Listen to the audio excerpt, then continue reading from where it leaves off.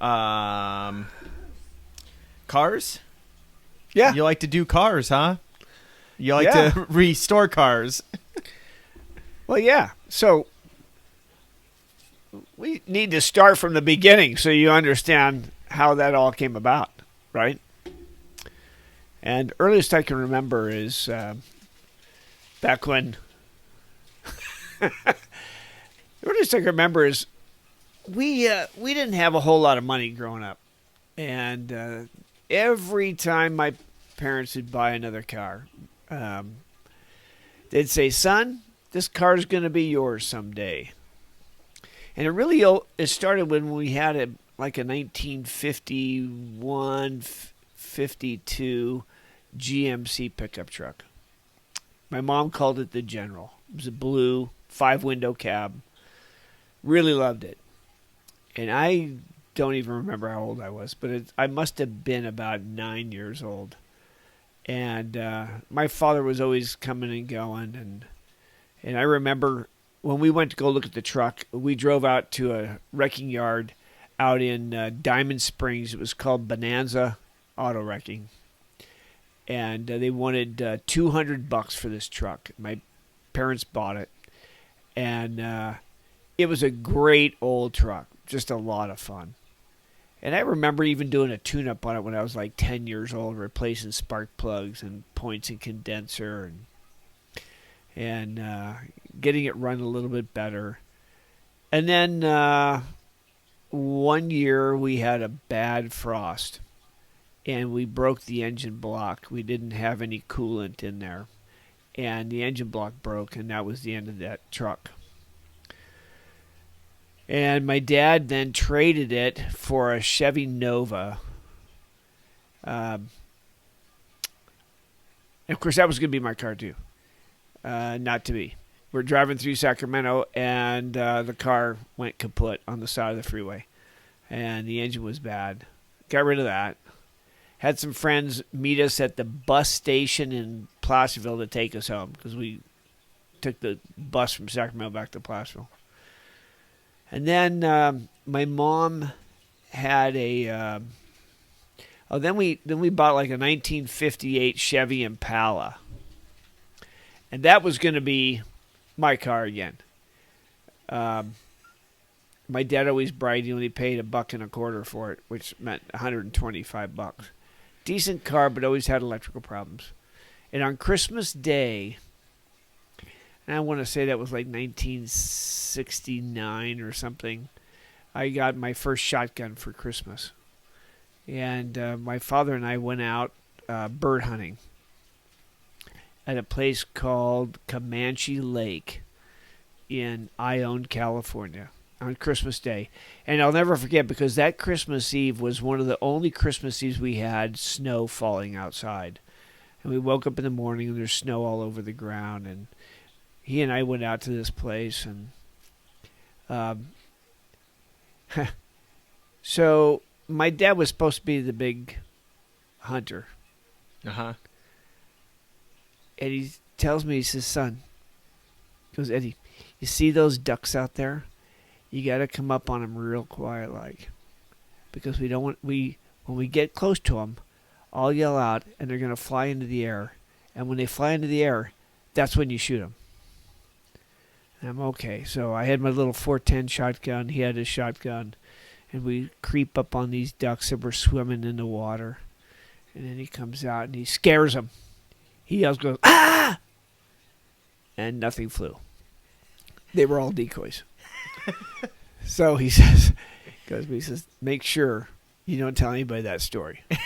Well, now the whole world knows about this story. Yeah. So anyway, that evening when we're going home, that car obviously lost another generator, and we drove home on battery power. That was the end of that car. That car was then towed away, and they'd put a lot of money. Well, I don't even know what that means, but a lot of money in the electrical system again and again and again. And they were tired of doing that. So my mom worked close enough to work where she walked to work every day.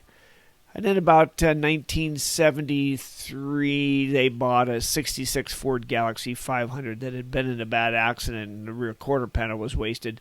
But the car, other than that, was in great condition. And again, it was like a couple $100, and that was going to be my car again. Except this time, I made sure that car was going to be mine, and I continued to work on that car till the day it was mine. And I didn't know a lot about body work at the time, and I didn't have the ability to work on cars, but on the body work. But the car was a good driver, and it was a lot of fun. It had a big 390 engine in it. But I think one of the first cars I ever had was some people lived in the complex where we were at, and they had a 1964. I think it was a Ford Falcon station wagon with a 289 V8, and they gave it to me because it wasn't running. And I then decided I was going to be and this was like 1973, 74. I was going to be a race car driver, and I was going to turn that thing into a race car for Hangtown Speedway. And so me and my buddy Ramon knocked all the windows out of it and gutted all the interior. My mom was really upset because she thought that was a cool little car, and it today's standard, that was a cool little car. We trashed it, and I went to Bonanza Auto Wrecking there in Plowsville, and they were going to be my sponsor, so they let me go pick up a lot of other parts to turn it into a race car. But I didn't have any freaking money. I didn't know what I was doing. So anyway, I finally sold it for like $25 or something to somebody else. But that was really my first ownership of a car. And then moving forward, when we moved to Long Beach, my twin sister Debbie bought a 69 MGB. And this was about 1978. So the car was only like 9 years old. But back then, 9 years old, it was trashed, right? She buys it. I don't think she drove it 10 miles, and the radiator started to steam. Someone had bondoed the entire front of the radiator because it had a big leak, and they bondoed it so that it would stop leaking so they could sell it. So she had to put in, I don't even remember the amount, but we had to put in a new radiator in it and get that going. And then she always let me drive it, and we kept that going for a long time, and that's really what got me into little British sports cars. And I have just always enjoyed British sports cars. There's back then in the 70s and 80s, you could buy a little British sports car for a couple $100. They were very, very plentiful. Most of the time they didn't run. Most people didn't understand them. And for Debbie's car, I always kept it maintained, at least a new clutch or whatever it needed, carburetor rebuild, or I rebuilt the engine. And then I started buying some of my own little sports cars. And I've always had, since the mid-'80s, always had some type of little sports car to drive around with. And so it was a lot of fun. I remember a lot of good times driving little cars around town and fixing them up. I'll never forget, Debbie let me borrow her car. She was kind of living with another police officer at the time, and he lived in Lakewood. And she let me borrow the car, and I was actually house watching for Debbie and this other guy. I don't remember his name. And I was backing the car out of their driveway, and I had the driver's door open, trying to, steer backwards. And I caught the door on his gate, and I flipped her driver's door all the way open, and it creased her A-pillar on her car, and I scratched the shit out of this guy's gate, and I felt like shit. And I'm thinking, okay, well, they're going to be home in about 3 days, so I got to fix this thing up. So I took a can of Bondo, and I Bondoed all of the scratches in this fence and sanded it all down and repainted it so at least it looked like nothing had happened. And Debbie's car, well, I had to do some body work on that and get that going again. And then, so it was a lot of fun, and that really is what got me started in the small sports cars.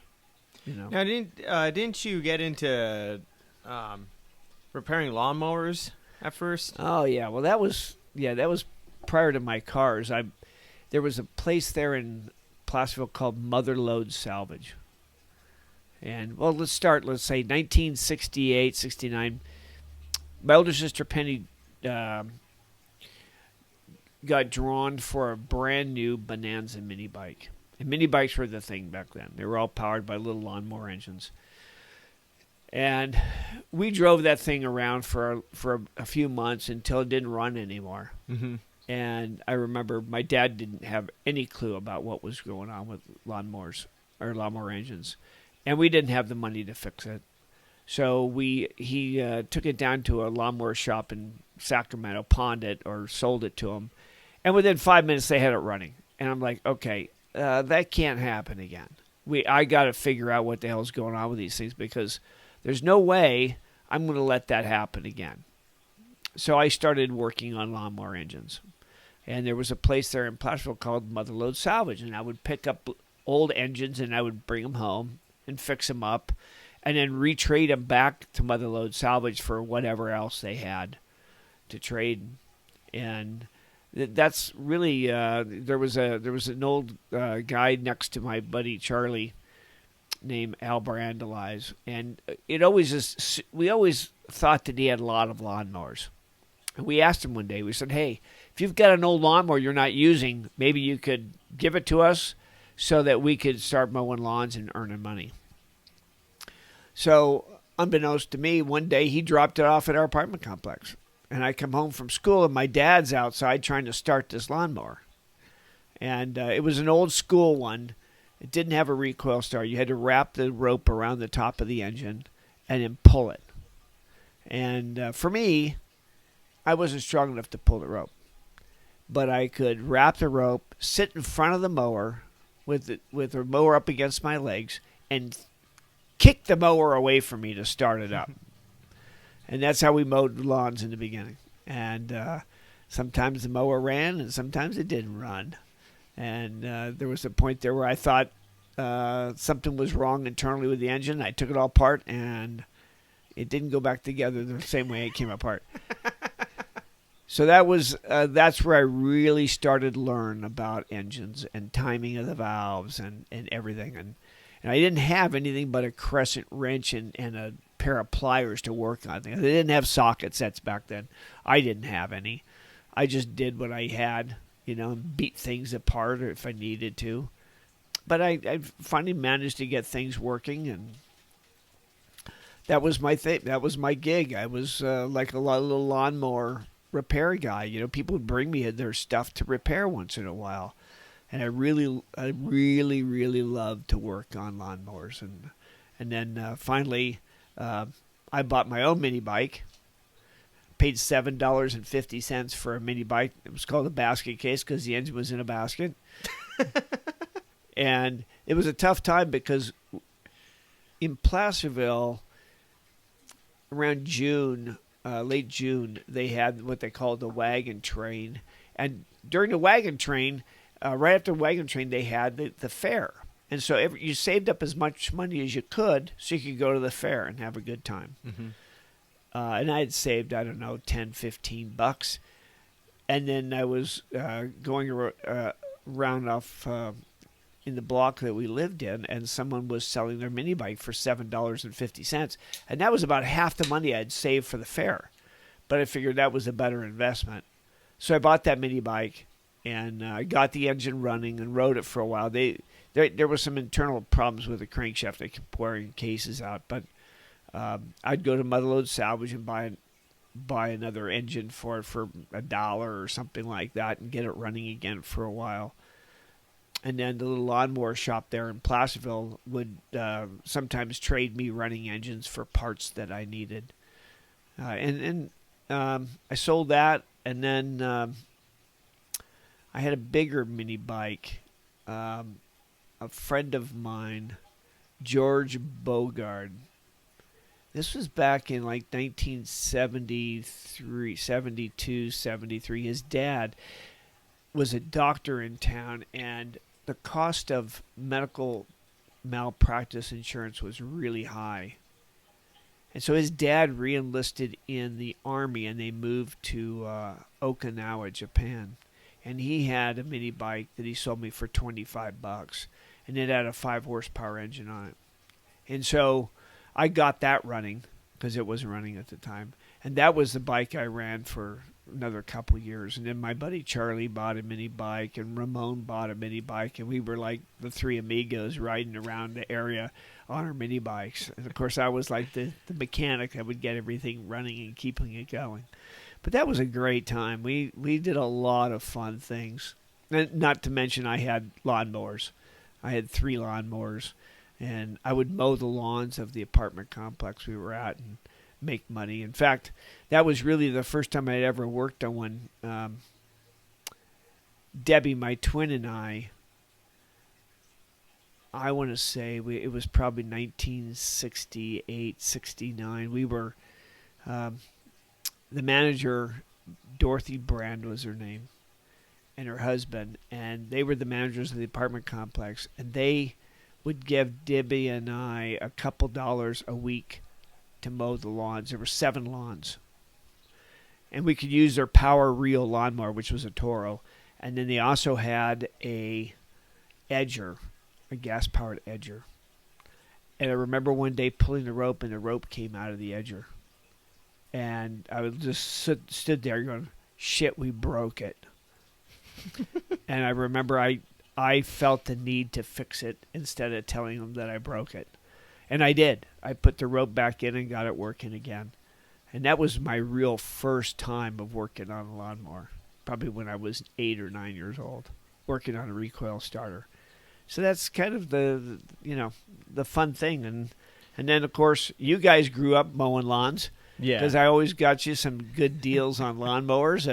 And Eddie was not so excited about mowing lawns, but you took to it. And in fact, we got you a fantastic Kawasaki 6 horsepower mower. Mm-hmm. And yeah, it looked really ugly, but it did a really good job. Well, it did. Yeah, and it had a lot of horsepower. Yeah. So, well, what did you guys do back then? When I was a kid? Yeah. Oh. Well, you had the world by the tail, man. I mean, you didn't have video games, right? If you had cable TV, you usually stole it because it was like $19 a month back then, and my parents couldn't afford it. So I would always go up on top of the roof of the apartment complex and rehook up our cable when it got disconnected. and then it was limited cable anyway, even at best. So you just made the best of your time outside, right? 50 feet from my home, our front door was a little creek. And if I was bored, I would look in the refrigerator for whatever I had that would stick to a hook. And I'd go fishing, sometimes every day. And just catch trout, and most of the time just release them. If they were dead, bring them home for the cats to eat. We had cats that just loved full fish. And, they were small ones, right? Small trout. And then when I wasn't doing that, it was panning or mining for gold. I actually built a couple of gold dredges or sluice boxes out of just scrap wood that I would find and wire if I could find it. And sounds like a glorified camping trip to me. Yeah. Well, it was just kidding. Well, it's different. Completely oh yeah, different yeah. time, Well, and my thing was really crude. My famous one that I did was I'd built one that was probably 3 feet long, and I needed a water source to run it. And we had a Speed Queen washing machine in our apartment complex. It wasn't working anymore. And so I robbed the water pump out of the Speed Queen machine. And I've always had small little gasoline engines around. So I rigged up my own water pump. And we would go down to the American River.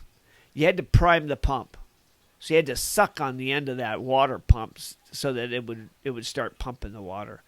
And we found some little gold there. In fact, I still have that today in a little vial, some of the gold we found. But it was a lot of fun. and then panning for gold. And I still got gold pans around the house. And up in that area, there's always gold to be had.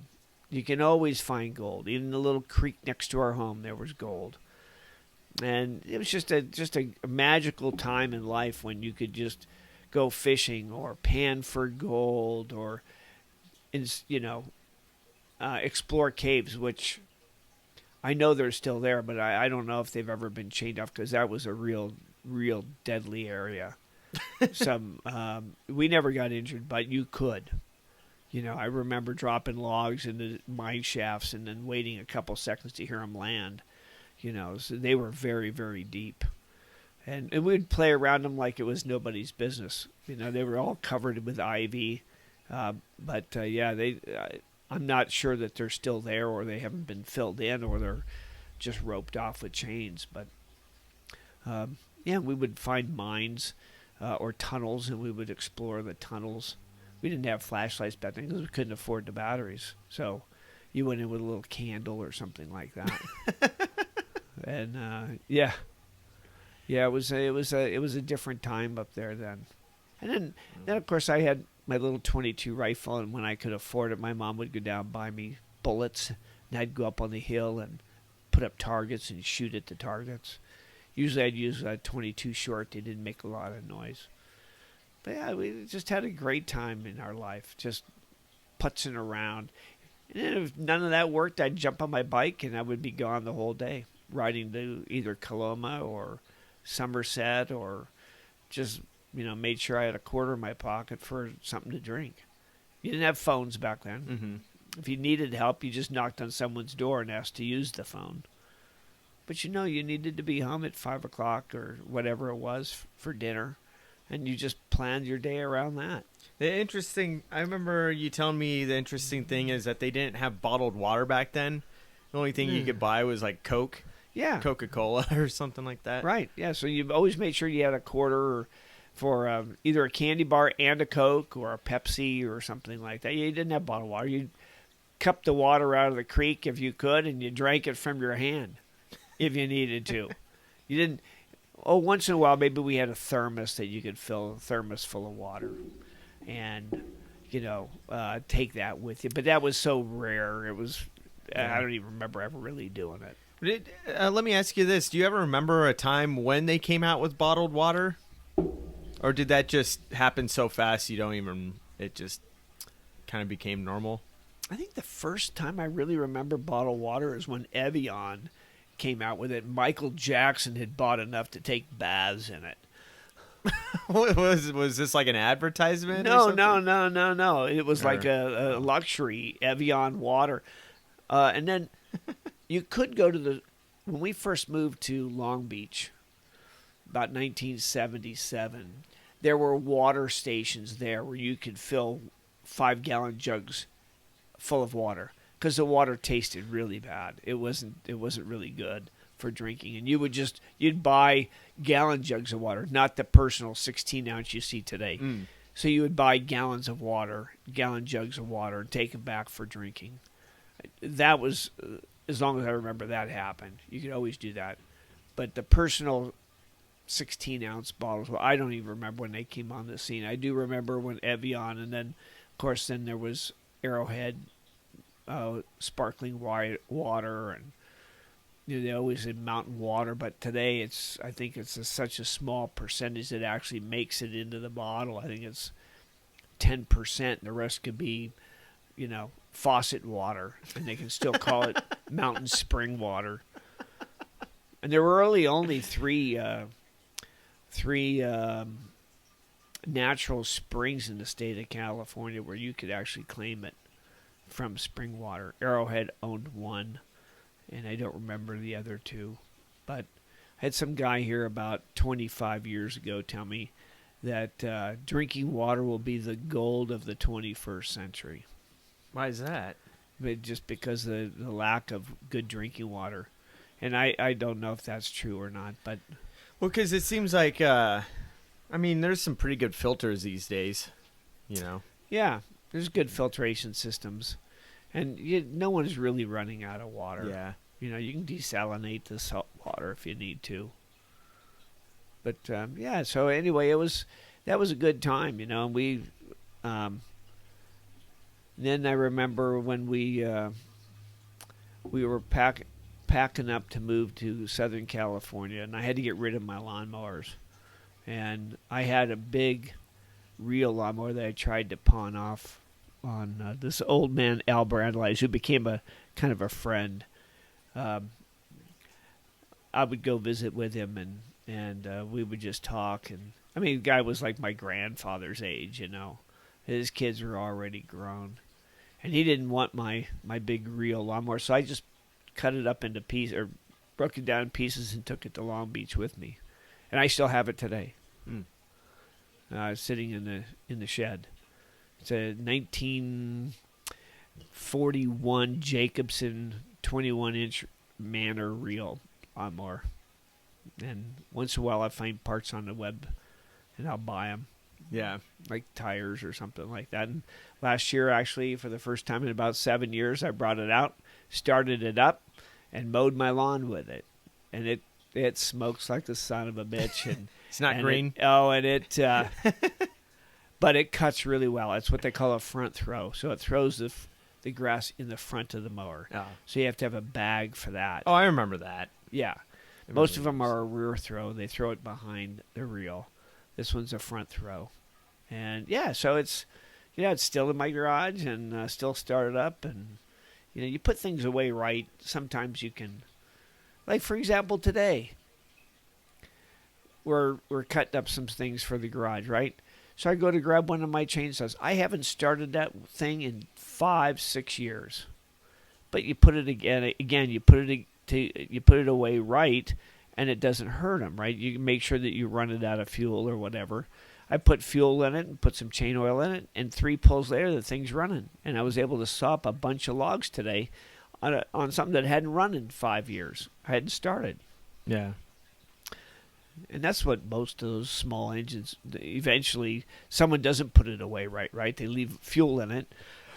They go to start it doesn't start, and they're like, Jesus, I don't want to spend $100 to get it going again. So they discard it at a yard sale for almost nothing, and then they go buy something new. And that's what this home light that I started today, I gave a guy $20 for it because he thought the engine was seized. Mm-hmm.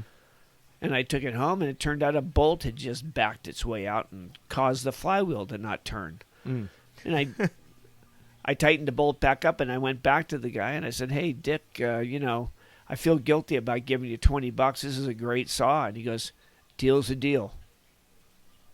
And so I still have that now, and that's over 25 years ago that I made that deal. Do you think, because everyone's trying to replace all these things with electronics, like battery-powered stuff, do you think that's ever going to outlast the engines? I don't know. That has a designed obsolescence. That stuff doesn't run forever, especially with the electronics. So, like engines, you can keep engines going for almost ever, really. Well, and you can repair them too, huh? You can repair them. But you can't really repair a battery. Right. The older cars I'm talking about, the newer cars with all the electronics, they will go bad. It's like the diesel engines. The old diesel engines with mechanical diesel injectors, those things will go on forever. The newer diesel engines have electronic injectors. When those go bad, they go bad. And electronics that run those go bad, yeah, you're screwed. You're screwed. Even today's cars with the combustion engines, they've got some major problems if that computer stops working. The 2 cars I have, the Austin Healey and the Jeep, have no electronics on them. Okay, yeah. They have electronic ignition systems in them, but I also have points that I could convert.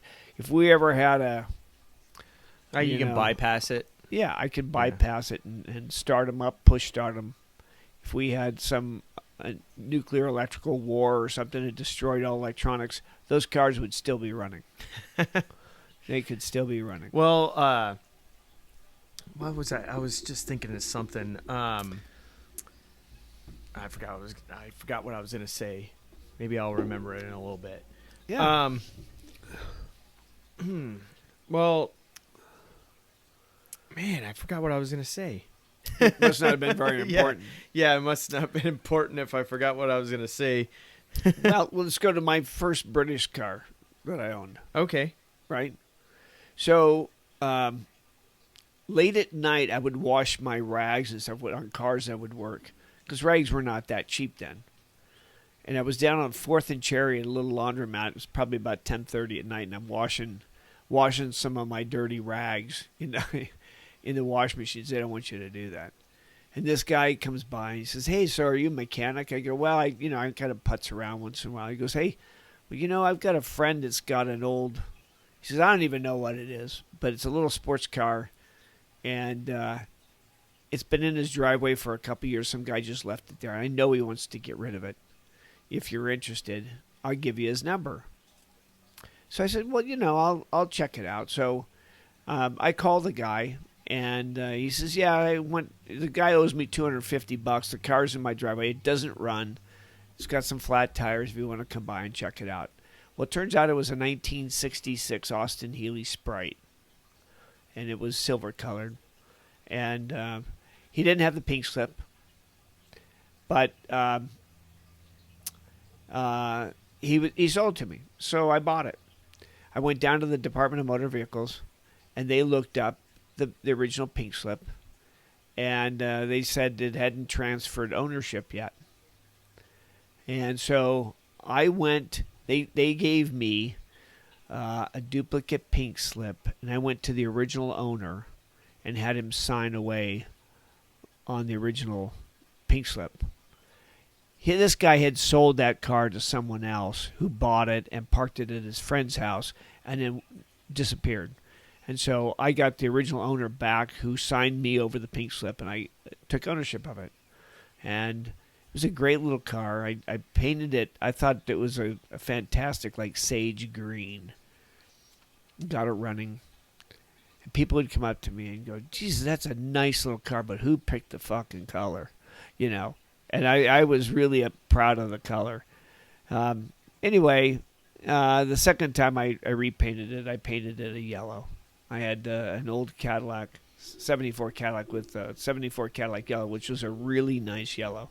And I painted that. And then your mom got to drive that once or twice. Yeah.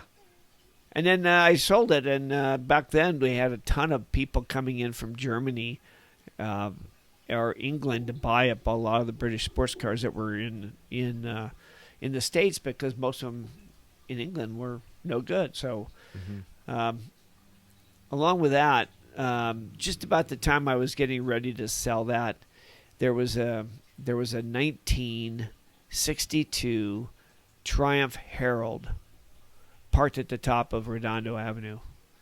And obviously the front end was in an accident because he didn't have the hood on it, and he wanted $250 for that, and I bought that, and I stored that in my mom's garage for a couple of years till I was ready to restore it, and I think that's still running around Long Beach today. I had to replace half the frame on the front, and eventually found the components to do that, and we drove that car a lot. We went up to Santa Barbara with it with Eddie and your mom and myself, and for the weekend. And the car barely could make 60 miles an hour, but it was just a lot of fun to drive.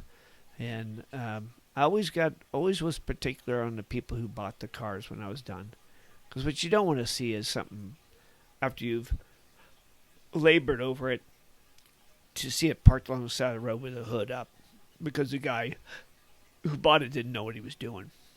But that little car had a lot of fun. I remember a guy stopped by my garage one day when I was working on it. He goes, "Hey, you want an engine for that?" And I go, "What do you mean?" He goes, "Oh, my buddy's got an engine for $100 that'll fit that thing." And I needed it, because the engine in that little car had some main bearing knocks. And so I went over and bought his other engine and tore it apart and cleaned it up, and that was the engine I sold it with when I sold it. Very simple little car, but a lot of fun. And it was red, and I was able to repaint it in my shed. or the apartment or the garage where we were living at the time. So you really can't because like the cars you grew up with, you could easily just buy an engine and swap it and all that stuff, you know. But you can't really do that with modern cars today, can you? I mean, Well, unless if you really know what you're doing and have the equipment. one of the problems you have is smog control. Mm. So for years, Canyon County here you didn't have to smog your equipment, so you could do anything you wanted with that car. Now you have to have the cars inspected every 2 years for smog. Well, it's got to be the engine that the car came with, or something like that. In the case of like your little truck or your Amigo, they don't have computers, OBD2 computers in there. So they just put a sniffer in the back, and they make sure that your carbon emissions are within spec. So you could do something as long as it wasn't so radical that they would notice it. But up till then, before that, you could do anything you freaking wanted to. And if they drop this smog control here, yeah, you can do anything you want again. You know, you don't have to have the original engine in the cars anymore. Mm-hmm. You move outside of this area up into Gem County or some of these other counties, they don't have smog control. You can do anything you want to your car. Yeah. Yeah. I'll have to find the video because there's this one guy who became famous. He bought a Tesla, right? But you know that the front car is where you like storage, you know? Yeah. Right. Where the engine would normally be. Yeah. He put like I can't remember what type of engine. He put a big engine in the front. Yeah.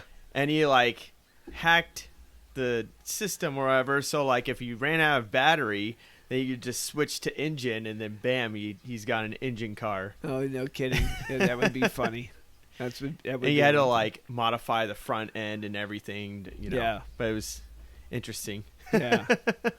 Well, my mechanics came in real helpful with my family, especially with my sisters. Penny was always buying pieces of shit, and I remember one day she bought a 504 Peugeot diesel car. What a piece of shit that was. Those old diesels smelled bad too, because they smelled like diesel.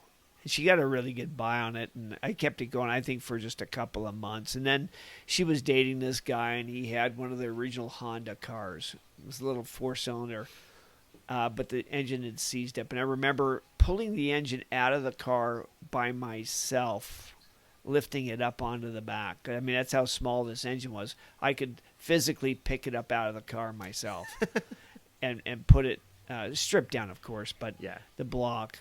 And getting that running for her. And then she couldn't afford a tag. So she stole the tag off my trailer, my tent trailer, and put it on a car. She got busted for that. And they towed the car away. And then, you know, Debbie was no different. You know, the little MGB she had, and keeping that going. And then I had some cars myself. You know, little Ford Fiesta was a lot of fun. And then I had a big Cadillac sedan DeVille, which people thought I was a gigolo because I would go dancing in Friday nights, and I had this monster Cadillac. And I would always wear a suit. And I always had older women with me from Arthur Murray's going dancing. So it was a good time. It was a good time. When was your determining factor? Like, when did you come to the conclusion that Chevy cars are just trash? Or you just don't like Chevy cars? I'm just never a fan. I just have like, never. Was there a moment when you're like, oh, these just suck? You know, I had one Chevrolet product in my life, and it was the '74 Cadillac sedan DeVille. It was a beautiful Cadillac. It rode wonderful, but at like 80,000 miles, it needed new lifters. The lifters were making some noise, so I replaced some of the lifters. At 100,000 miles, the timing changed, and it didn't have timing chains, and it had timing gears. No, it did have a timing chain, but they were like a phenolic, which was like a plastic geared for quietness. And it went out at 100,000 miles. That was a lot of freaking work to get that replaced. I mean, I did it, but it was a lot of work. And then like 120,000 needed a new transmission, some transmission work. It was a beautiful car, but it wasn't one that you didn't have to have. And on the contrary, we had a 66 Ford Galaxy with a 390 engine, and we drove that I sold it at 300,000 miles. Now, I had put a new engine in at 200, but I didn't have half the problems we had with that Cadillac. And I've just always been a Ford guy ever since. I believe in them. You know, I've now put 3 trucks over 250,000 miles each on them.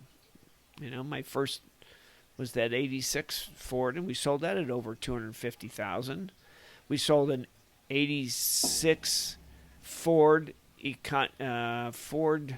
Aerostar van that we had over 200 and some thousand miles. We sold that. It was still running great. Then I had the 99 Ford F-250, sold it at 319,000. And my truck today, which is a 2009, has 321,000 miles. Does Chevy just have like cheap? Do they just have cheap like engine components or something? Well, I think that's what it is. Their internal engines may be okay, but I think it's all about the components that you buy to put it together with, right? I mean, it's from the fuel pumps that they buy, or water pumps, or alternators, or starters, and I've never done any of that stuff on my cars. Are you going to eventually take a classic Chevy car and put a Ford engine in it? That's my dream, yeah. Buy a Chevy Nova and put a Ford motor in it and go to the car shows with it. Yeah. Because I'm really tired of seeing Ford cars with Chevy engines. Oh, yeah, that's right. I remember that. You go to the car show, you're like, what? Yeah, like old Model T Fords or Model A Fords with souped up Chevy engines. Screw that shit. I want to see a Chevy with a Ford engine in it. Now, I think, haven't we seen that a few times where you go to a car show and they have a Chevy car has a Ford engine in it? Never saw that. You never seen it yet? Never seen it. Man, I guess never seen it. I guess you're one of a kind if you ever do it. Never seen it. And now they can actually dress up a Chevy engine to make it look like a Ford. Oh. Some people get tricked out over that. I recently on one of the Meacham auctions, there was a I don't even remember what kind of car it was. It was a Ford car that had a LS4 engine in it, but they had dressed it up with the valve covers, Ford valve covers, and it looked like it had a distributor in it, but it was all fake. It tried to make it look like a Ford engine, but it was really a Chevy engine. And the reason people use Chevy engines is because they're so popular that the components are less expensive than the Ford. But I would love to just do that one of these days. I think the last car show we went to, and I might have spoke to Eddie about this, but it's interesting because you'd see all these cars, engines, big complex engines and stuff, and then they had a couple of those new electric cars, and all there was just a battery. Well, there's a lot more than just a battery in it, but well, yeah, there's got to be some type of engine, right? Yeah, electrical engine, right? But when you hear horror stories like Tesla battery replacements costing $15,000 to $20,000 for a battery, that scares the shit out of you. An engine today costs you $4,000 or $5,000 if you have to replace an engine or transmission, but a battery costing you $15,000, that's a hell of a lot of money, and the amount of work it takes to make those batteries and the raw minerals that they have to mine, I don't see any savings at all, and it's certainly not going to help the planet. Most of our electronic grids are not built for that. I mean, if you had this house, let's take this house for example. If you had to put in a 220 service to service a car, you would not be able to run your dryer or something like that here because you don't have the service coming into the house to power up a car like that. Yeah, and most houses are like that today. I think if I'm not mistaken, I think you can they have different levels of charging. So if you're charging your car battery at your house, it charges it very slow. Right. Meaning it could take a day and a half to charge it fully. Yeah, that's just great. so you could use your appliances, right? Yeah, that's a great idea. Yeah, right. Yeah. Yeah. Eddie was saying, what if your girlfriend's like, "Hey, I'm horny. I'm at the house. You want to come over?" And your car battery's dead. Yeah. Yeah, you're screwed. You're screwed. Yeah. And you tow the generator so you can generate your own electricity. Yeah. No, it's kind of crap. I don't, for us here in Idaho, it doesn't make a whole lot of sense for all that. Especially some of the older homes. You just can't wire a home overnight and put in bigger service. You just can't do that. So I don't know where the government's thinking on that is, but we'll have combustion engines for a long, long time. Europe says they're going to get them out by 2035 or whatever, or 2030. They're going to bullshit. They're going to have to swallow their pride on that and continue to let people have combustion engines because they're just not going to get rid of them. Yeah. I heard someone do a good analogy. He said the electric cars today are like the 3D movie craze in the 90s, where 3D movies are going to be everyone's, if you look back in technology history, everyone's tried to revive the 3D movie craze or 3D TV craze. It just always falls flat because it's not practical. Well, yeah. And I kind of see the same thing with electronic cars. It's just not entirely practical. Well, the 3D craze was stupid too. They actually sold you could actually buy a camera that would film in 3D. Yeah. And then you had to wear special glasses when you watched your TV. Yeah. And that was just crazy, just stupid. Well, I forgot about 10 years ago they had 3D TVs. Right. And some of them required glasses, and then the really high-tech ones didn't. But you could only see it at a certain angle. Right. Well, it's like back in the 60s and 70s, you'd spend a lot of money for color TV. Except guess what? Most of the shows were in black and white. So the only things you really watch are you would get a TV guide every week. And if the program was in color, it would say in color. So you could watch it on your color TV. And I remember watching a lot of beauty pageants just so we could see color on the TV because everything else was black and white. And even though you spent the money on the color TV, you couldn't get the full value of it until the shows that they were programming were in color. Yeah, it was. What's interesting, and I don't know if this is true, but I forgot where I heard it from. They were talking about like the older generation, maybe a generation a little older than you're a part of. They were saying that people back then always reported that their dreams were in black and white, and they think that might have been because of the era of black and white TVs. Wow. I think the generation before you, they always reported that all their dreams were in black and white. I don't remember if mine in black and white No. or color. I don't remember. Oh, I think. Well, actually, that's a good. I think mine are in color. Are you sure? I don't know. I don't remember either. I had some wild dreams last night. I don't know what we had for dinner last night, but I was dreaming some really. Yeah, I had some weird dreams too. Was that what it was? The tomahawk steak we had last night? Yeah, wow. That was some bizarre dreams. Bizarre dreams. Anyway, yeah, so I don't know if we ever had black and white dreams or not. I couldn't tell you. Because sometimes they're so damn scary, you just want to get out of there, Yeah. Whether black and white or not. And then they make them seem so damn real. Yeah, wow. But I got real fortunate in picking that up. I remember when I was really, really young, I would buy electric cars at Benjamin Franklin's for like $1, and come home and the gears would strip on it or something, and I'd take them apart and make them motorized with rubber bands or something like that and little electric motors. And I always played with little cars like that. Because that's all we had. We didn't have Nintendo or none of that stuff, Atari. back then. Atari. Right. And when Atari came out, I mean, that was just like the tennis Atari, right? You just had the bouncing ball, and you thought you were the shit when you got a used one of those back in late 70s. Yeah, I'll tell you this: the Atari did not age well. No. And then of course your parents always told you it'll burn into the TV. Oh, was that the myth? Yeah. So if you play it, that little area will burn into the TV screen, and you won't be able to watch TV. But that's only if you stop playing it and it just sat there forever. Is that what they meant? I think so.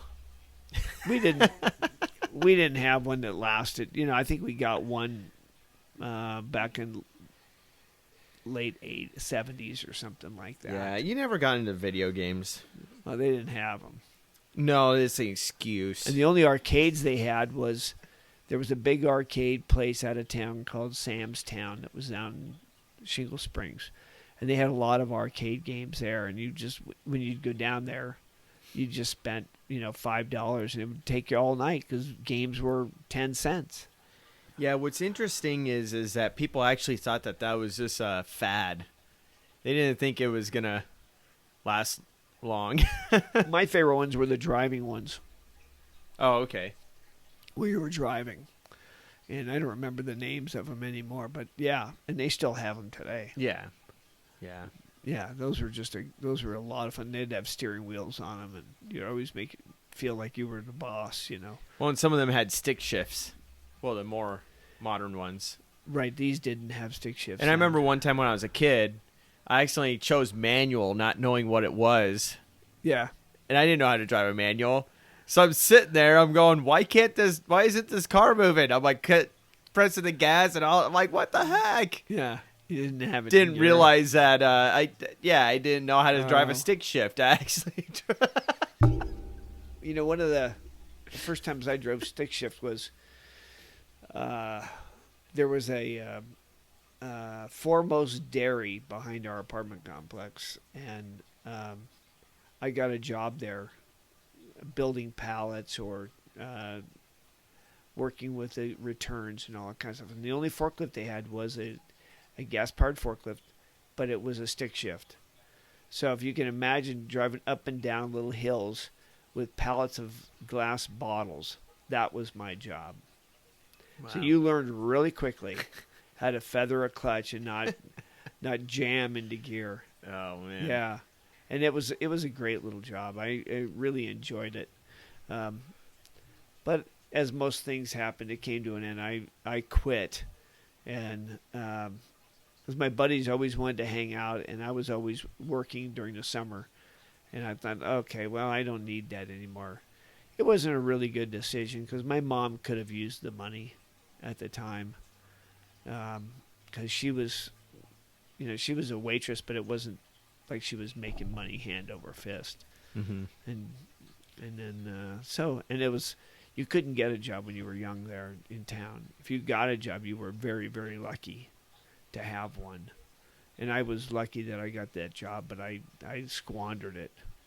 And it set up some bad blood between me and the owner of the business. Debbie worked there for a while too. But yeah, that was kind of one of the sad parts is when I decided to quit that job because I wanted to hang out with my buddies on summer vacation.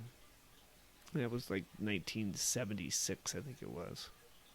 Wow. Oh yeah, that was what I was going to talk about. The Jeep.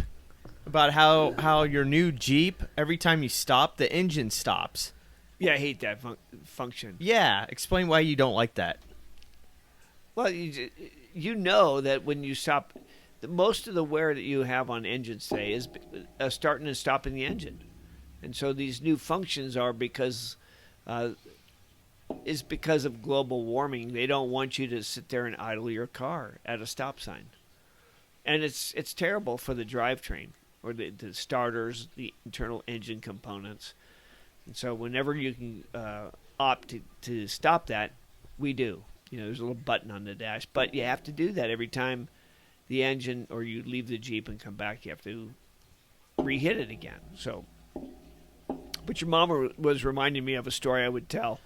when I was down there living in Placerville, we would go up to these hills behind our house, and we once had found a cave that was probably, the entrance was maybe a 2-foot diameter hole in the side of a hill, a little trail leading over by it, and we discovered this, and then we went in, and the room was probably a 10 by 10 room dug out. After you crawled about 5 feet, you entered a big room. So obviously somebody, maybe back in the 1800s, lived in this place, made it their home. Mm-hmm. And we had gone up there oftentimes. We had some stuff inside there that we could, candles and stuff, so we could make it like our little fort. But one afternoon I was up there, and I was just putzing around with my shovel. And inside the cave was my buddy Charlie, Ramon, Eric, and I think that was it. There were 3 other guys. Anyway, these older teenagers came up, and I didn't know who they were. So I'm sitting there just putzing around outside of this cave. And mind you, it's on like a little deer trail, so the trail is only about 6 inches wide on this steep side of this hill. Mm-hmm. And these kids come up and they go, "Hey, what are you doing?" And I said, "Oh, I'm just playing around." They go, "Hey, well, we own this hill." And I go, "What do you mean you own this hill?" They go, "We live in that cave down the street." I go, "You don't live in a freaking cave. No one lives here." And they go, and they got real mouthy with it. I don't exactly remember what they said. But then my friends inside the cave heard me talking. And I said, "Oh, there's some big kids up here. They're trying to, scare us into leaving the hill." And so as I'm talking to these kids and they're trying to, frighten me. And actually I kind of was, because they were much bigger than me. And so just about that time, my buddy Charlie and Eric Wickstrom and I think it was Randy Bird who was with us too. No, it was Ramon. Anyway, they're all out there, and we're standing by the side of this hill, and these kids came walking up, and they said,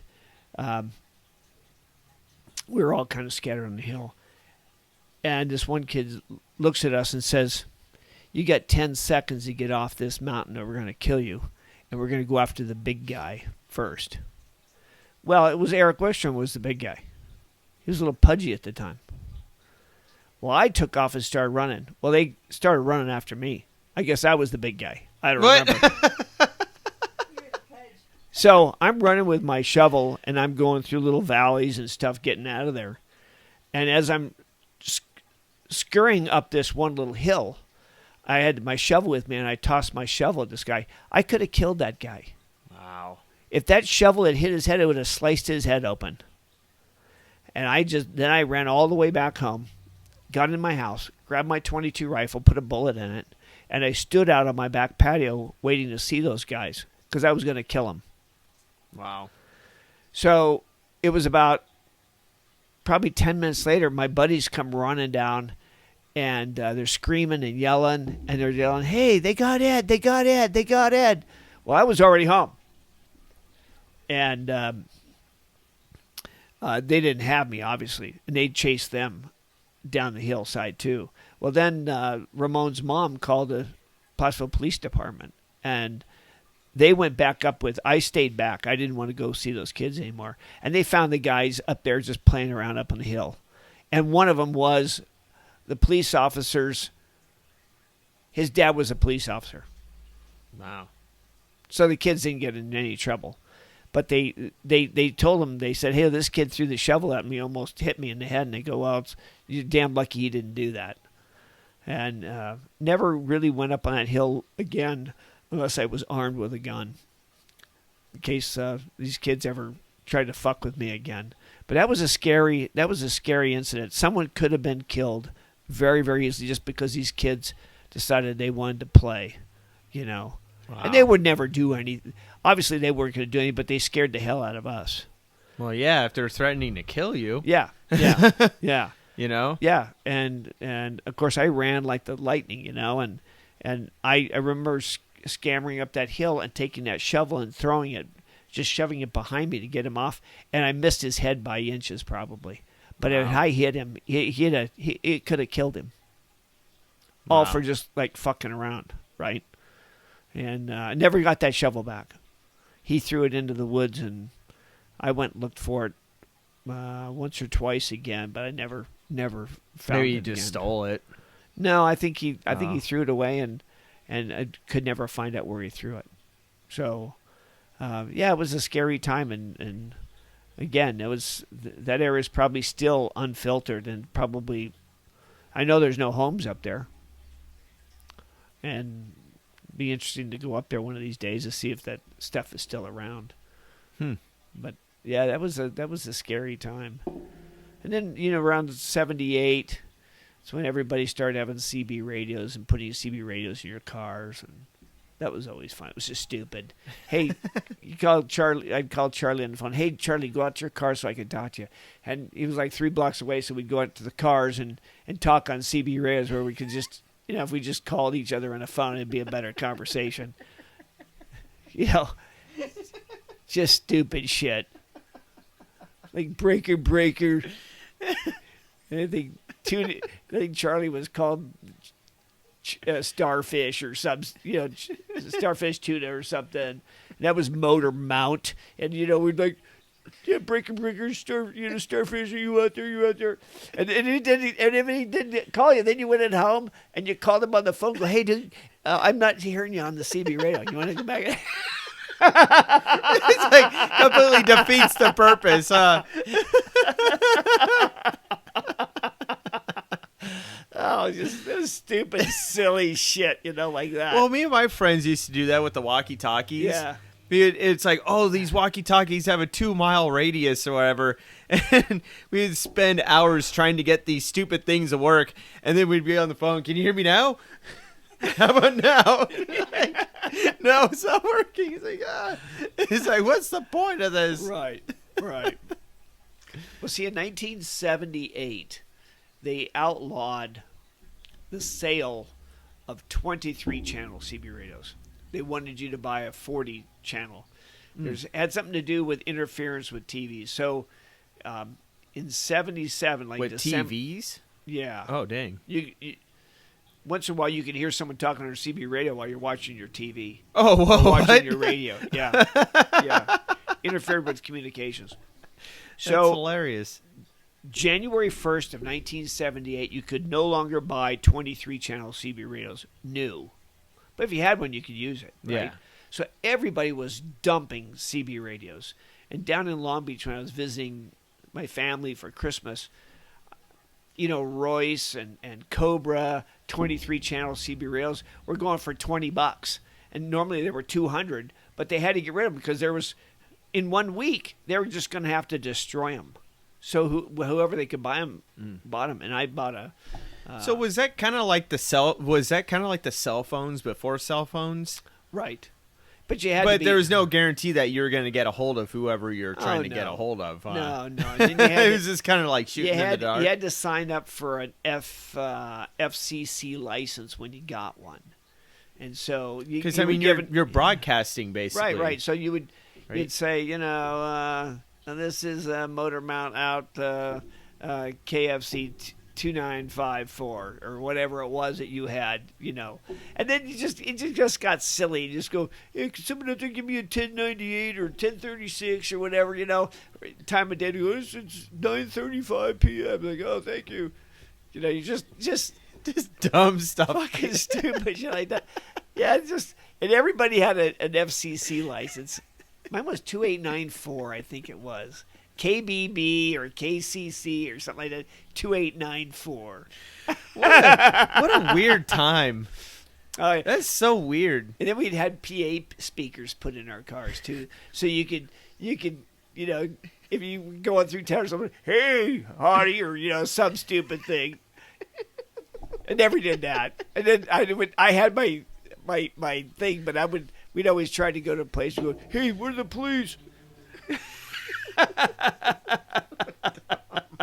just absolutely ridiculous, stupid shit. It's kind of funny to think back at how limited you were with communications back then. Yeah. Because that is just literally shooting in the dark. Right. You didn't even know who you're talking to, right? No. Sometimes. No, you didn't know. No, you didn't know. You didn't know. Everybody had a handle name, and some people had more than one handle. My first phone I ever got was about 1993. We had lived here, and I was at a trade show in Caldwell, and I put my name in a bucket to win a new AT&T cell phone, and my name was drawn. And they go, "Oh, Mr. Willson, you want it?" And I'm like, "I'm not sure I really want it because that's like another bill, right?" And so I get home and your mom's all jacked. It was one of those big radios. And at the time, you had to sign up for like... I saw you. Sorry. Okay, continue. And at the time, you had to sign up for a year of service. But I didn't have to. Sorry, I saw Mom crawling across the floor. It was on camera. It's the camera right here, man. Okay, continue. Anyway, that was fun. That one of the fun things is... You have to edit that. One of the fun things, that we did this week is we were listening to podcasts. We were listening to Joe Rogan, and had Rob Zombie on there. Oh, yeah. And he was talking about when he was young, going down to watch the movie Night of the Living Dead. And that was my favorite first horror film I ever saw. And it was one of those things where I was alone in the apartment there in Placerville by myself. Debbie and Penny were out on the town. My mom was working evenings. And I sat there and I was so scared I couldn't leave the couch to go turn the lights on to the house because I was so frightened during that movie.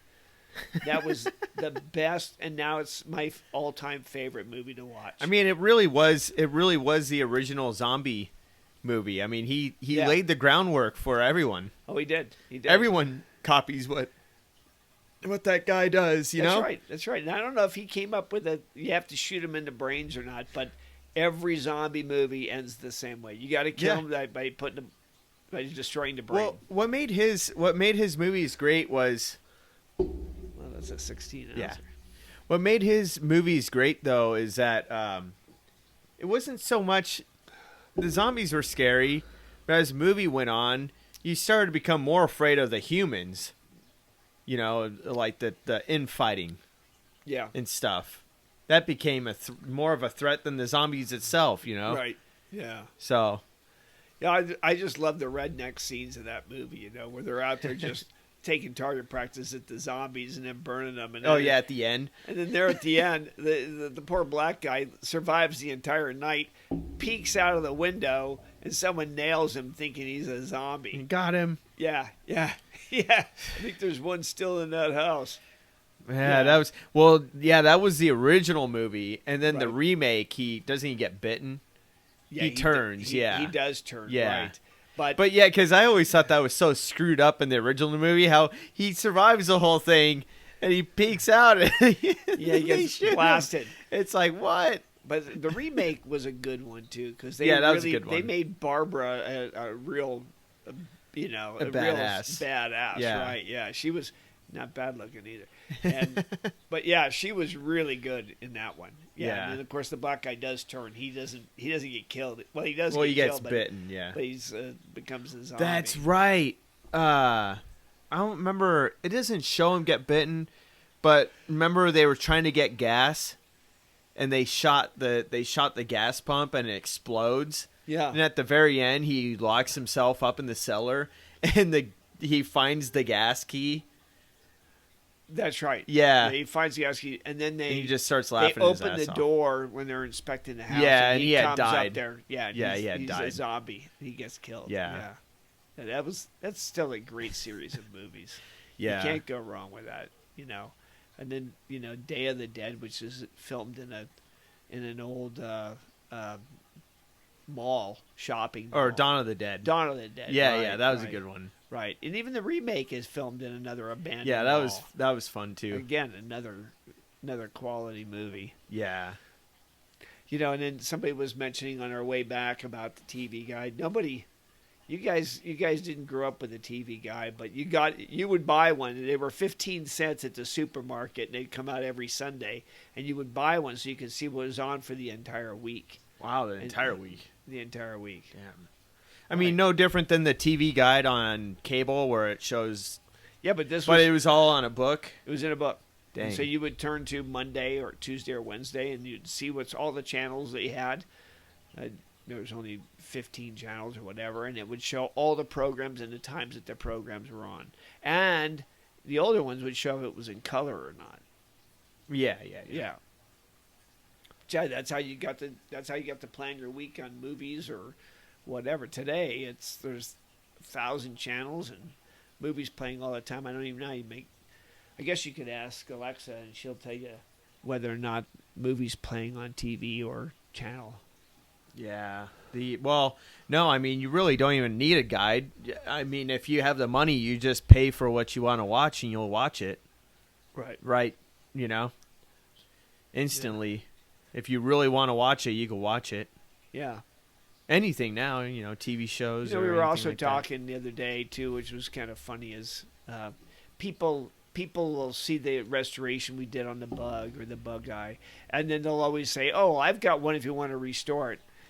And it's like, or we've even had family buy things and want me to fix it. Like I've got the frickin' time to do that. I don't have that much time. Some of these restorations take 4 or 5 years. Sometimes because of money to buy the parts, but a lot of times it's because you only have certain hours during the week to monkey with that stuff, right? Yeah. Sometimes it's only an hour or two a night. The Bug Eye didn't that take 4 years? Yeah. To restore. Yeah. So it was almost 4 years of no weekends. Right. Right. Yeah. Every weekend we'd be working on it. Right. The bug itself was one of the quicker ones. That took was about a quick 16 months. Yeah. But it only took like a year. Yeah, a little more than that. Yeah. Not a whole lot to those. Yeah. But some of them, and then my first Triumph when we moved up here took 5 years to do. And that was before really halfway through that is when the internet became available. So you start searching for parts.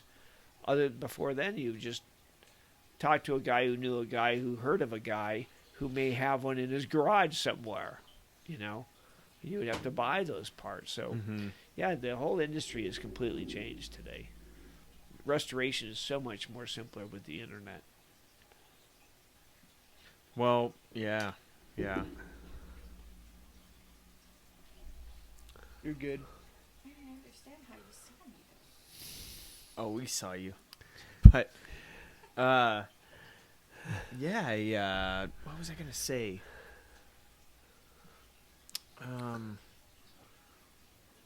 Well, yeah, Apple. You worked over at Apple, Yeah. right?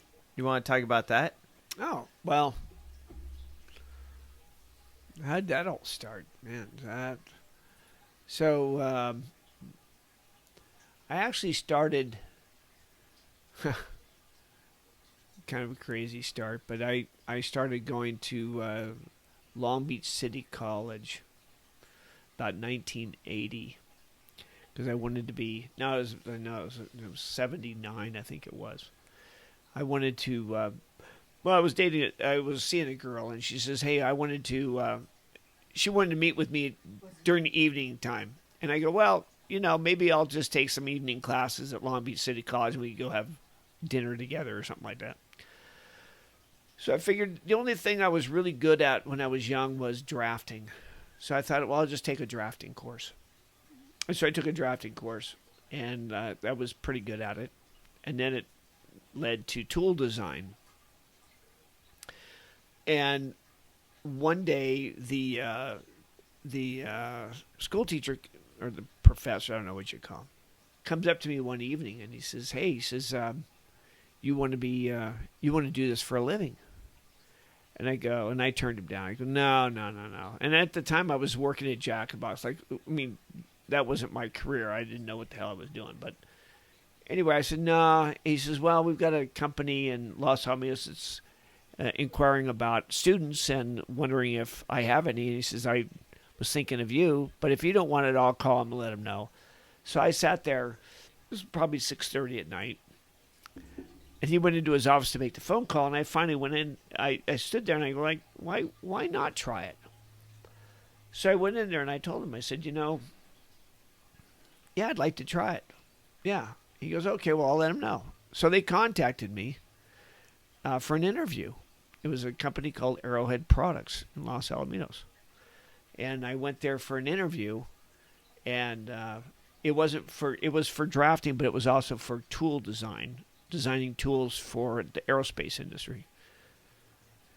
And I remember the guy at the time I interviewed, his name was Turi Johnson, and he walks me up to the personnel department, and he says, I'd like to have this young man work for me. And he looks at me and goes, well, Ed, if they can work a deal with you, we'll see you soon. And I sat down, and they said, well, yeah, if Terry says he wants you, we're gonna offer you $200 a week. Well, $200 a week, that was $5 an hour. It was $1.50 more an hour than I was making at Jack in the Box. That was incredible money. So I took the job, and I started there, and I worked there for a couple years until I got persuaded by real estate and left that. And meanwhile, after those 2 years when I was not working for Arrowhead, I lost a lot of things because I wasn't making any money. I was doing side jobs, working with a friend installing garage doors, and then occasionally I would get what they call contract services. I would get a job with an organization just to help them out with drafting or something like that. Like we worked for Cooper Vision for about 2 months designing machines. And then I worked for a company called Installer Service up in Maywood, California. And then I got a job at working for a little injection molding company in Los Alamitos called Pre-Production Plastics. And I also worked at another plastics company. Anyway, it doesn't matter. While I was at Pre-Production Plastics, I got a job from another headhunting company that said, hey, we got another job if you're interested. I said, well, what job is that? He goes, well, it's a walk-on job at Apple Computer.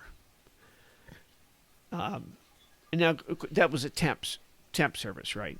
Mm-hmm. And I said, well, okay, yeah, I'm ready to change. So I went into the boss and I told him I was leaving. He says, I know the people over there at Apple. If I had a talk with them, they'd probably let you stay for another month so you could finish out this job that you're working on. And I said, I'm ready to move on. I'm gonna take the job at Apple. So this was like on a Thursday, and my last day was Friday at this company. Thursday night, I get a something in the mail, and it was earlier in the week. I got a something in the mail from my buddy Charlie Fickle up in Placerville. Well, I thought it was from him, but it was actually from his parents. And I opened it up, and lo and behold, he was killed in a bicycle accident. So my last day is that next day. I call the travel agency, and I get a flight that evening, Friday evening, to go up to Placerville to visit with his family. His funeral had already happened. I missed the funeral. There's a lot of things took place that day. I'm supposed to start the job on Monday. This was Friday. I was leaving Pre-Production Plastics, my last day. I get in my Cadillac. I'm driving to Bank of America in Los Alamitos to cash my check, and my car breaks down. Timing chain went out. So I had to have it towed into Long Beach. I finally, that morning, fly into Sacramento Airport. I don't have a credit card to get a rental car. So they took my return trip ticket and $100 cash so that they would loan me get me a rental car so I could go visit Charlie's family and all that kind of stuff. And I called the head on our company and I said, if you don't mind, I'd like to start like on Tuesday rather than Monday. And he says, well, Ed, let me put it this way. They need someone Monday. If you don't want to take the job, we're going to hand it to somebody else. So I said, okay, well, Monday, I'll be back on Monday. So I started on Monday and started there with the accessory products group in Garden City as a design draftsman. And I didn't get hired on till the first year was over. And the great thing about Apple is it didn't matter who you were. When you got a job with Apple, you got a brand new computer. Free. You just had to stay there 1 year and you got the ownership certificate of it. And you got the latest model that they were giving away. And at the time for me, it was an Apple IIe. So I got a brand new Apple IIe after a year of being there. And then shortly thereafter, the Macintosh came out. And people were getting Macintoshes. And you're talking the Macintosh, I want to say it was $2,900. And that was for a 112K Mac. Mm-hmm. It had nothing. And then within a few months, they came out with what they call the Fat Mac, which was $512. But yeah, and then I made a lot of money selling used computers. People would come up to me and say, oh, I got an Apple III, I got an Apple III Plus, I have an Apple II, I have an Apple IIe and IIc. And I always knew people that needed computers. And people were, I'd buy them for like $100 or $200 and resell them for $300 or $400, then help them get them set up. And so I became computer savvy really, really early. And then changing out, back then you could change out the chips on the motherboard mm-hmm. with bigger chips. And you weren't really concerned with that. They just like plug and play. And then they had slots in the back of the computers that you would update the slots for different serial cards so that you could upgrade the memory on them or whatever, mm-hmm. for different printers. So they were really versatile back then. Yeah. It was just a great time. Great company to work for. And they closed our division down in 85. We were making all the keyboards for the IIe, the IIc, and the Macintosh. Millions of them at our factory.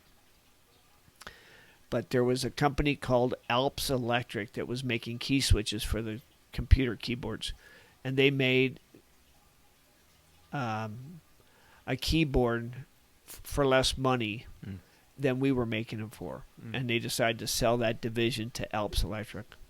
And ever since then, keyboards have just been going downhill since then. Well, I'm just kidding. there was a big company out of Spokane called Keytronics that was making keyboards too for all the different computer companies. But back in 85, there was like a price war, right? Everybody had to lower their prices on computers to be competitive, and Apple was one. And so, for example, a keyboard from our factory to Apple was running about $45. Now, there's 64 key switches on a keyboard, and we were making the switches for about 20 cents a piece, and then all of the keycaps and all of that, and the stamp pressing and all that. Well, unbeknownst to us, they sent one of our keyboards to Alps Electric in Japan, or I think it was in Taiwan.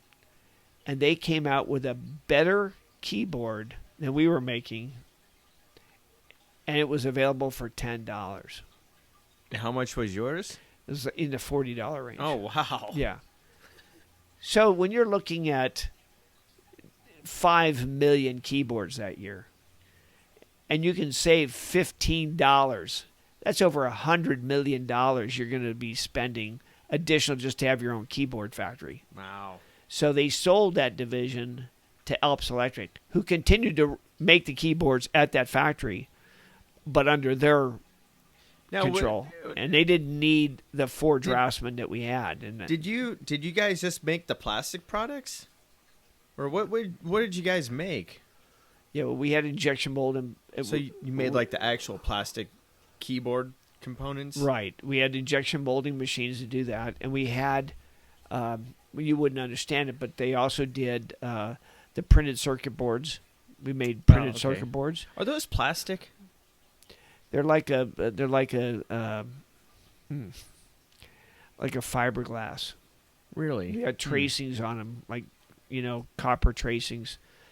And then they also have machines that would cut and insert the components into it, and then it would go through a wave solder machine and solder all the components in it. So you guys made the whole keyboard? Everything. Yeah. From start to finish. Wow. Yeah, it was a great company to work for. I really enjoyed that. And that's all you guys made were just the keyboards? Right. And the... Got to see Steve all that good Jobs stuff. and Steve Wozniak one time. They came through the plant. Oh, really? Yeah. And then, they were really generous to the workers. They, I remember one Christmas, until 30 years ago, I always got off 2 weeks for Christmas at all the companies I worked for, paid. Apple was the same way. And we were getting ready to go for winter break or Christmas break. And we had noticed that this big semi-truck had pulled up behind the building and it sat there for like a day or two. And as we're leaving for Christmas break, they said everybody exits the back door of the building. And as you exited, they asked you what kind of computer you had, whether it was a Macintosh, a 2E or 2C. And they gave you a printer cable. And as you walked by, they handed you a brand new printer. It was an image writer printer. At the time, those printers were $600. Wow. So not many people had printers. That was a lot of money back then. Of course, it was a single color. It was black. If you wanted to change colors, you had to change the entire ribbon on the, to print different colors. But it was a tractor feed. And, wow, that was a game changer. That was a game changer to have a brand new printer. And then occasionally they would come by with boxes of new games. And they'd just say, oh, hey, here's some new games. Anybody? And you just rifle through the new box and pick out the games you wanted for your computer. Oh, wow. Yeah. That was interesting. That was a lot of fun. If you had like a 2 or 2 Plus or something like that, you could, there were over 10,000 games at the time that were available for Apple computers. And then they had stores all over the place, not just Apple, but Egghead Software and all these companies. You just go in there and you just buy games. I mean, it's like a video place, thousands of different things. And all those are gone now. They don't have those anymore, but you would just go in there and buy programs. Yeah. Yeah. That's interesting. But yeah, it was a good company to work for. And I when they sold it to Alps Electric, they cut the staff and they didn't need the 3 draftsmen like I was. They kept one of the older guys who, he probably, in hindsight, the reason they kept him is because he really didn't have options to move beyond there. He was a good guy, good draftsman. But they probably looked at it and go, well, Ed can find another job in a hurry. And I did. Yeah. I had no problem. So did you draft? Did you actually draft like the keyboard design and stuff, or? Yeah, they would give me like guidelines, and we would do the drafting for them, and then they would go to tooling. Wow. And it went for approval and all that, and then we did the mice too, and I still have one of the original mice for the Apple Macintosh computer, and it was shot in see-through plastic and polycarbonate. Yeah, you should bring that sometime. Yeah. Show Yeah. them. The case is yellowed a little bit, but it's still brand new. Yeah. No, continue. No, I learned a lot about companies back then too. And I've carried that through today. I remember cable companies when Apple would go out and search small companies for their cable needs for the year. They would give year contracts. And these small cable companies would drop all of their accounts to get the Apple contract. And then maybe the next year they didn't get the contract and they'd go out of business. And I made sure in my business that I would never do that. I'd never drop everybody for one big account. And because I've seen a lot of little companies go out of business because of that. They think they got the big dog and they do, but then next year they may not get it, and they don't have nothing to fall back on. So you just got to be really careful about that stuff. Sometimes it's fun to have the big jobs, but there's not a whole lot of money in it in the end, and you can lose everything. That's what happened with that, with your division. Basically, they just went all in on Apple, and then No, our division was a part of Apple. Apple owned our division. Oh, okay. They were called the accessory products group. Oh, We made the joysticks, the mice, okay. the mouse, and we made the keyboards for all the Apple products. The problem was that there were some engineers who thought that we could make.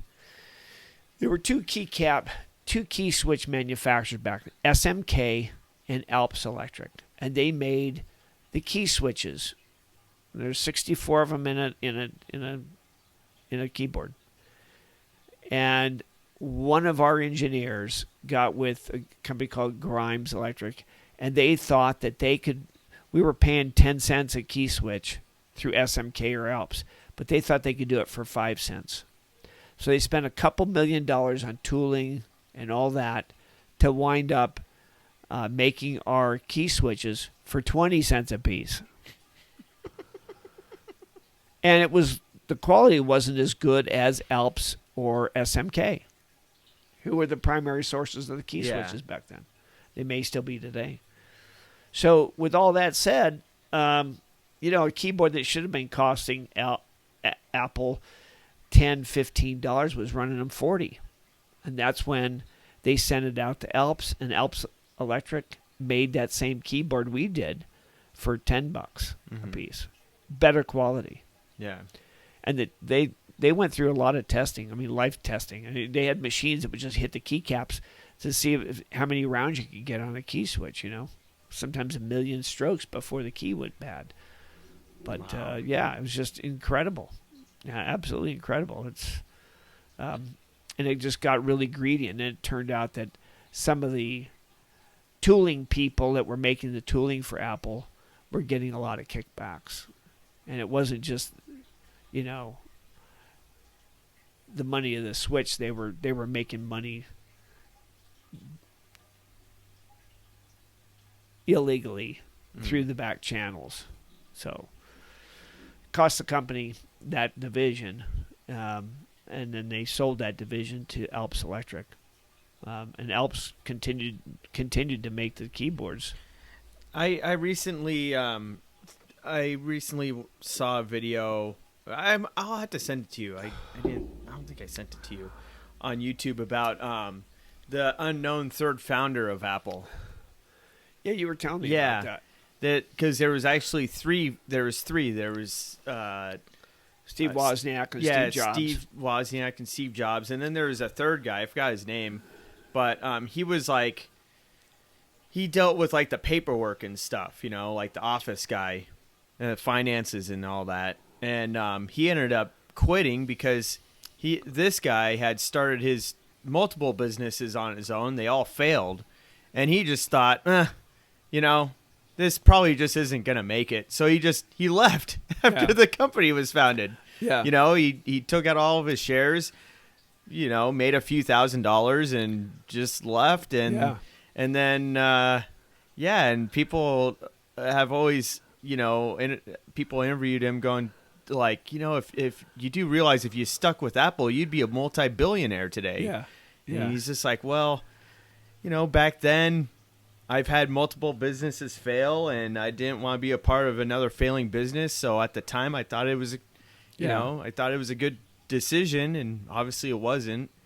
I had Apple shares at a time too. He has no regrets. But I mean, it's like, how do you even know? You don't know. Because it's something about, isn't it like something like 80% of businesses fail or something? Well, back then it was thing? It was a competitive industry. Yeah. There were computer companies opening up.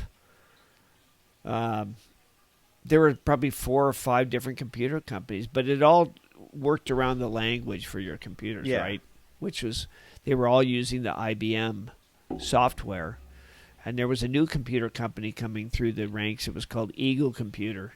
Nice computer. And I remember the founder went public, which means he was starting to sell shares of stock. I don't remember exactly how many, but he became a millionaire overnight, multimillionaire. Well, bought himself a Ferrari and killed himself like a week later in his Ferrari. Jeez. And the company folded up because he was like the visionary of Eagle Computer. Yeah, And it was going to be the next hot shit, Yeah, who knows where that would have gone? Yeah, huh? right, exactly. And then Apple was their own software. And back then you needed independent software companies to write the software or games or something for your software. Yeah. And Apple was a big ticket there. It was big business. And and so the little company I worked for in Los Angeles called Pre-Production Plastics, we were working with another computer company on designing their housings and all that, and I don't remember the name of it anymore. I probably still have some literature somewhere in my boxes, which would be fun one of these days to go bring a mystery box from upstairs. Well, and go didn't you through say you still have a check from Apple for like 5 cents or something 10 like that? cents. 10 cents? Yeah, it's a dividend check.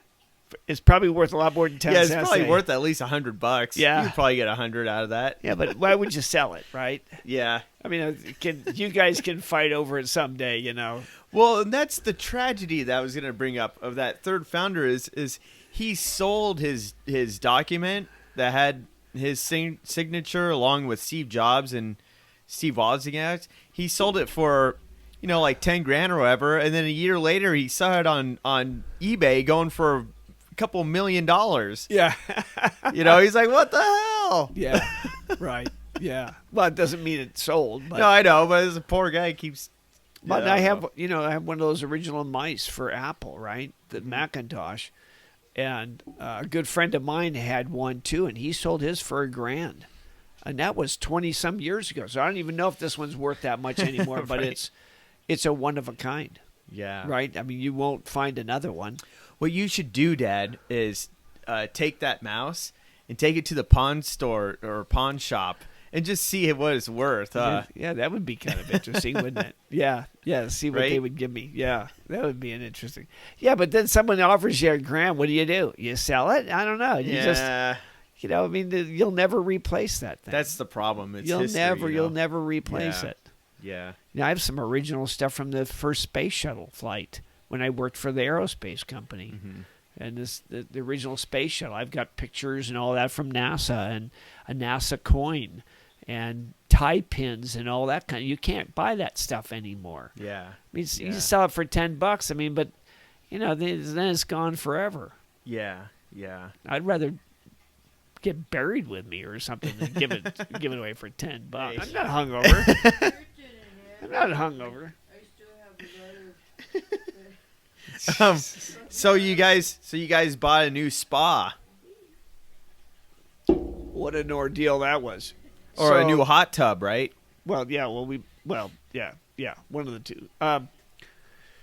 We have Yeah, so we got suckered into again one of those spa sale things, right? Last year, they were having a big parking lot sale for spas.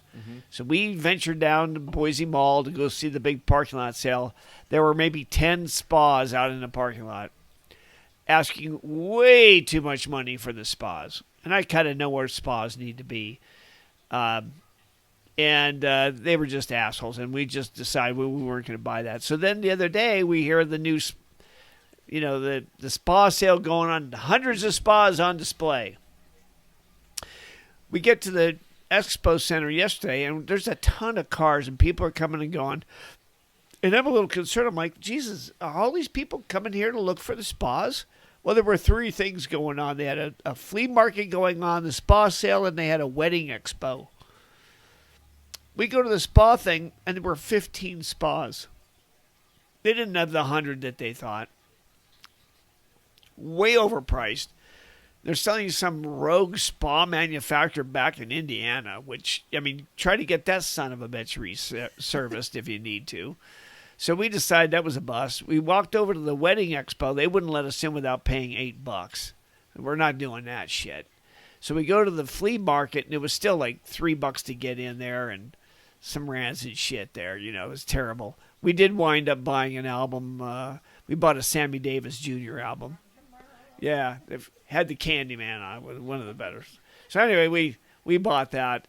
And then so we decided, you know what? Let's just go up to Snake River Spas and check out, see what they had. And that's where we bought our original spa, 25 years ago. Mm-hmm. So we went up there and we saw a spa that was reasonably priced. And so, yeah, we put a deposit on it and we'll pay the rest when we decide to take delivery of it, which hopefully will be another week or so. But today was about clearing out all that old stuff. You wouldn't even recognize it. Today we took out the old fences around the spa we had and took out the old railroad ties that it sat on.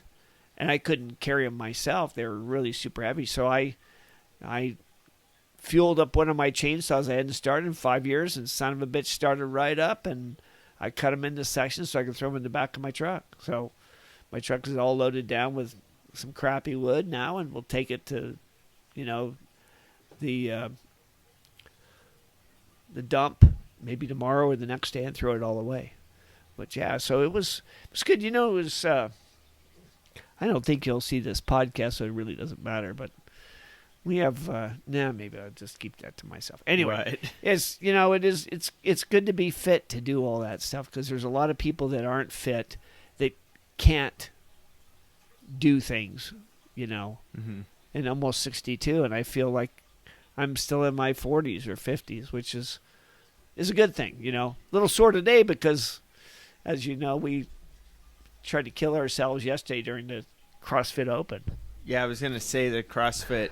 The CrossFit Open workout. What was it? 23.1. Yeah. Yeah. Which What was 14.4. But yeah, it was. Redo. It was what, 60 calories on the row, Right. 50 toes a bar, 40 wall balls, 30 cleans, and then 20 muscle ups if you got Right. to it. Yeah. With a 14-minute time cap. Yeah. Yeah. And, it's kind of funny because, like you, I'm thinking, geez, I need to get to those rings to do a muscle up or try one. I didn't come close to that before the 14 minutes ran out. And last night I was sitting there thinking, okay, I'm going to have to redo the workout. I'm going to have to redo the. And then this morning I get up, I'm like, there's no freaking way I'm doing that workout again. I'm sore right now just sitting here. My legs I can barely get up and walk at the moment. Oh man. Yeah, that was that was a killer. And that's the beautiful thing about the CrossFit Open. I mean, you push yourself to the limits. And sometimes you're able to redo them again, sometimes you're not. Uh-huh. But yeah, I'm not sure I'm going to be. We'll see how tomorrow is, but Do you want to explain your very first CrossFit workout? well, yeah, Which was Murph? yeah. Well, I had seen you worked out. You were doing the CrossFit Open before I signed up. Yeah. And you and Brent were doing it. And I was watching. I was really impressed with your ability. I know that you had just started, and then your mom started, and your mom was really active in it. Of course, your older brother was really active in it, and that was the holdout. I didn't need it, right? I was still kind of fit, or at least I thought I was fit. And then Murph is, which every Memorial Day, most of the boxes around the world have Murph. Mm-hmm.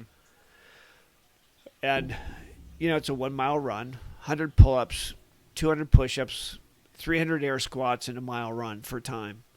And I went down there with you guys, and I did the mile run. Not a problem. I could run. I could do a couple pull-ups, but not 100. And push-ups and air squats, and I broke them up. I don't even remember how many I did. I know I cheated through the whole frickin' thing and still finished an hour and a half. And then I went home and died. And then I didn't get back up to the next day. And it was awakening, Then I was like, okay, now game on, right? Hour and a half. I cheated through some of the reps. Let's see what I could do next year during Murph. And then the next year came around, Memorial Day weekend, and I finished 1 hour and 7 seconds. And I was really upset that someone didn't push me going, you're almost an hour, you're almost an hour. I could have pushed hard and got less than an hour. And I didn't cheat reps then. I did it all. In the third year, it was like 55 minutes, 54 minutes. And I think my best time now is 45 minutes or something like that. Yeah, so it's just a good benchmark workout so you can see your progression and how you've done. Mm-hmm. And that's the same with the CrossFit Open. It's a fantastic fun time just to push it yourself to the limit and see what you can get done and in a short amount of time. And even though it was a 14-minute workout, people don't understand, but 14 minutes of super high intensity workout is a freaking killer. Mm-hmm. Yeah. So, and then this Thursday we get to see it again what it is. Now we know we're not going to have wall balls in it because we've had it. They're not going to have toes to bar, and we won't have cleans. We'll have snatches and overhead squats. Your favorite. Boy, we hope not, right? We hope not. Hopefully it'll be double unders, pull-ups, or chest to bars. They won't do muscle-ups again because they've already had muscle-ups. Maybe it'll be handstand push-ups, right? Mm-hmm. Which can do all of that. It won't be rope climbs because it's really difficult to monitor the height of ropes in all the gyms. Yeah. And it won't be running. There won't be running. But there could be lunges. There could be alternating dumbbell presses. I'm thinking something with dumbbells and box jumps. What do you think? Could be, yeah. Yeah. Box step overs or something like that. Yeah. Probably something close to that. They'll usually do something, a couplet or a chipper or something. Or maybe it's burpees for time or some crazy thing like that. Mm-hmm. But yeah, it's going to be interesting. We'll know Thursday what it's going to be. Right now, I haven't checked today, but I was at 246 with my workout from the other day. Mm-hmm. So we'll see where that continues to land me as more and more people put in their scores. And I put in my score last night. I shouldn't have, but I did. I really want to hold out so people don't see they go try to get me one more rep over my score. Well, yeah, I think that is a strategy where people post their times or their score right at the last moment so people don't have a chance to one-up them. Right. Yeah. Right? And last night I was thinking I could if I could just get one more point, just one more score. But I'm not certain I want to go through that workout again. That's just the for problem. one extra score. That was, and then you end up like Eddie, where you go through half the workout, almost more than half the workout. You realize you're not going to make it, and then you just call it quits. And sometimes, most of the time, Yeah. your first attempt is going to be your hardest attempt anyway. Mm-hmm. I mean, once in a great while, you can pick up on some stuff where you can pick up some time, but we had 3 minutes to do the cleans, and we did 18. That's 6 a minute. Mm-hmm. That's not a very good time. It took us basically 10 seconds to do each clean. When you can do it a lot quicker, but we were just gassed. Super, super gassed. Yeah. Yeah. And then you realize you're not going to finish. And then your mindset goes, well, I'll just get a few more. Yep. But yeah, it was a crazy workout. Enjoyed the hell out of it, though. Enjoyed the hell out of it. Well, we're closing on almost 2 hours. What? Yeah. So, yeah, we need to end it. Okay. So you know what would be fun, though, Max, is let me find a mystery box and we can just go through some of that and just, talk about some of the stuff that's in the mystery box. Yeah. 'Cause I've got a few of those, a lot of my other jobs, and that'd be kind of fun. Just do an hour on a mystery box. Yeah. And just tell about the components and some history with some of the mystery boxes. There you go. Have. That would be a lot of fun. Yeah. All right. Yeah, well, thanks for having us over, man. This is good. Yeah.